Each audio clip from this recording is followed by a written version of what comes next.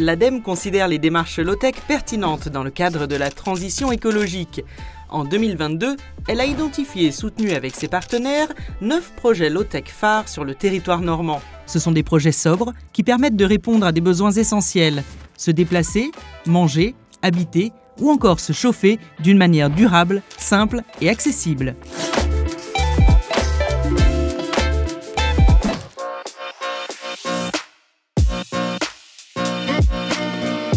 Le Waylibus, c'est un vélo collectif avec 8 places à bord pour les enfants pour les emmener à l'école. Il est modulable, on peut aussi y accueillir des adultes et des personnes à mobilité réduite.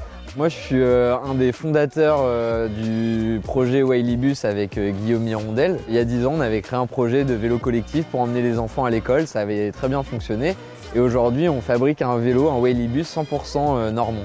L'intérêt, c'est d'avoir une empreinte environnementale la plus basse possible dans la fabrication et la conception, et aussi sur le transport au quotidien. C'est bon pour la santé, ça crée des liens sociaux, c'est pédagogique parce qu'on apprend le code de la route, et ensuite c'est inclusif. L'ADEME, qui nous soutiennent financièrement, ils nous ont ouvert leur réseau d'experts sur le territoire, ce qui nous a permis de développer notre propre Waylibus et d'en faire un produit 100% normand, avec même un carénage en fibre de lin normand. Human Mob, on a voulu que ce soit une société à mission et on a un objectif de faire plus d'1 million de kilomètres enfants d'ici la fin de l'année 2025.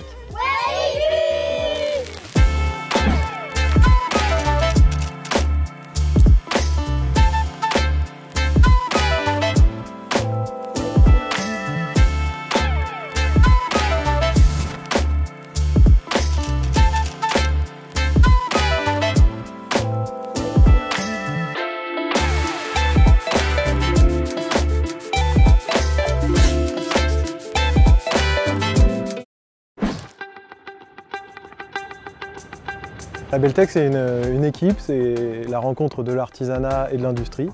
Une équipe qui s'est donnée pour mission de professionnaliser les low-tech. Rocket Stove, c'est une technologie qui est emblématique des low-tech, mais ça n'est pas autoconstruit. C'est produit dans une usine en Normandie, alors ça reste une PME familiale. Ce qu'il a de spécifique, ce Rocket Stove, c'est qu'on est dans une démarche d'éco-conception. Il y a plusieurs usages sur le même produit. Il y a une double combustion. C'est-à-dire qu'on va brûler le bois, évidemment, mais ensuite, juste sous l'interface de cuisson, il y a une deuxième combustion défumée qui va permettre de monter encore plus en température et puis d'exploiter encore plus les calories contenues dans le bois. Et la dernière astuce, c'est le petit module noir qui est sur la cheminée. C'est un serpentin qui permet de chauffer l'eau et ça permet tout simplement d'avoir une eau de vaisselle à température en fin de service. On s'est appuyé sur l'ADEME pour financer la conception de ce produit. Et puis en plus, grâce à l'ADEME, on a 5 modèles qu'on va mettre à disposition de professionnels qui vont tester gracieusement ce produit pour l'améliorer encore avant de le mettre sur le marché.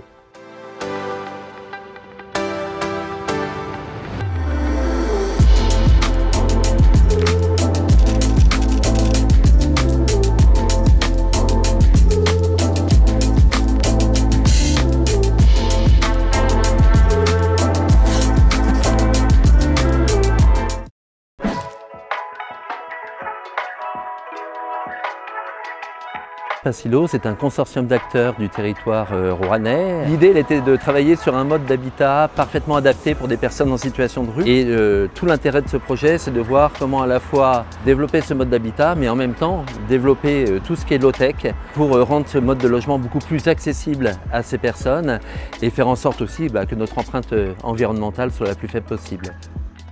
Notre rôle dans ce projet, c'est d'apporter notre ingénierie thermique, d'économie, de bureau d'études du bâtiment pour optimiser les tiny houses. Et au-delà de cette optimisation, c'est trouver les solutions low-tech qui répondront aux besoins des bénéficiaires de ces tiny, et notamment pour viser le plus d'autonomie possible.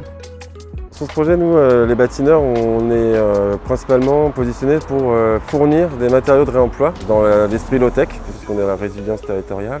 On évite de dépenser justement de l'énergie et des ressources qui sont déjà à disposition. L'apport de l'AMI, c'est du temps principalement, pour nous permettre d'aller beaucoup plus loin sur le low-tech. Pour des bénéficiaires bien spécifiques, on est en train de revoir la surface de la Tiny, son volume, pour s'inscrire en logement social grâce à cette démarche et grâce à l'AMI.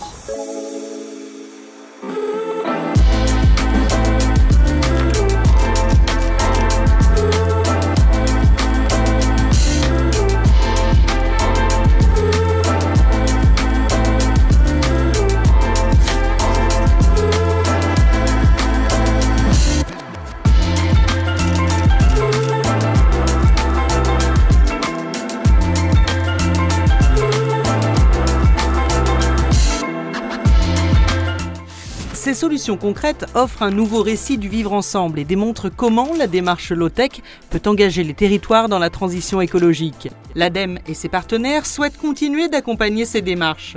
C'est pourquoi un nouvel appel à projet, low-tech en territoire normand, est lancé le 19 septembre 2023. Vous avez un projet ? Rendez-vous sur ce site pour candidater jusqu'au 6 novembre.